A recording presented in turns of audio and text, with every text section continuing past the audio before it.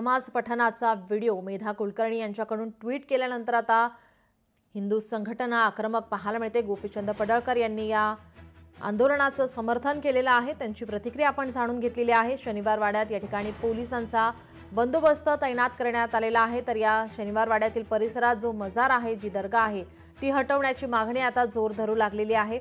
या ठिकाणी ज्या महिलांनी शनिवार वाड्यामध्ये जाऊन नमाज पठण केलेलं आहे त्यांच्यावर कारवाई व्हावी अशी मागणी आता जोर धरू लागलेली आहे। नमाज पठणावरून खासदार मेधा कुलकर्णी आक्रमक पाहायला मिळतात।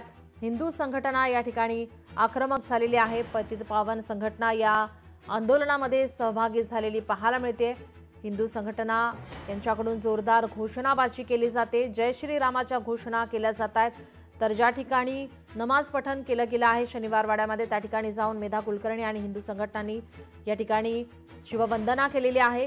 गोमूत्र शिंपडून या ठिकाणी या नमाज पठणाचा विरोध त्यांच्याकडून करण्यात आलेला आहे। तर ज्या महिलांनी नमाज पठण केलं त्यांच्यावर कारवाईची मागणी होतीये। लोकशाही मराठी ऐका, पहा, जागरूक रहा।